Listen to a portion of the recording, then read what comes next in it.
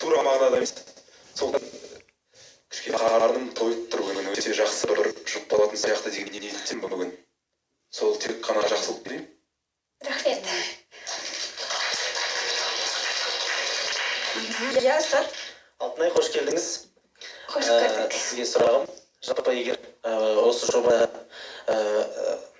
біз мейірбекпен жақсы жұп болып жатсаңыз, сіздің жұмысыңыз, немесе отбасыңыз, немесе кейбіріңіз жағдайларыңыз ешқандай кедергісін тигізбейді ме? Эфирде жүрулеріңізге деген. Түсінген бойынша эфирге күнделікті келу керек қой. Жұмыста сұранып көремін. Мен жасым 20-да. Ата-анам бізде жалпы Шымкенттікі болғандықтан, ата-анам Шымкент қаласында қарсы емес деп ойлаймын. Олар. Ал сіздің жұмысыңыз кедергі келтіріп жатса, қалай осы проблеманы шешесіз? Сұрап көремін жұмыстан. Сәлеметсіз бе, Алтынай? Көрсе қызғарлықтай қыз екенсіз, әдемілігіңізге сөз жоқ. Сізге деген сұрағым, басыңыздан ғашықтық сезімі өтті ме? Бұрында. Өтті. Не жағдай болды? Егерде қиын болса айтпасаңыз да болады. Жоқ, ғашық болмадым деп айтпаймын, ғашық болдым.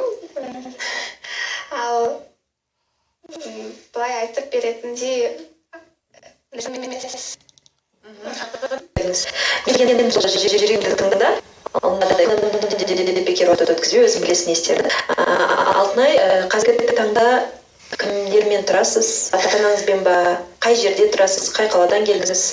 ата-анам жалпы отбасыңыз жайлы толық айта кетсеңіз. Жалпы оңтүстік Қазақстан облысы Шардара ауданының тумасымын. Ата-анам сонда тұрады, бірақ өзім онда тұрмаймын. Ата-анамнан 6 жыл болды бөлекте жүргенмен. Бөлекте болғанда оқуға, осыдан кейін колледжге түскенмін. Содан бері ата-анаммен сонда тұрады, өзім осында қазір Алматыда.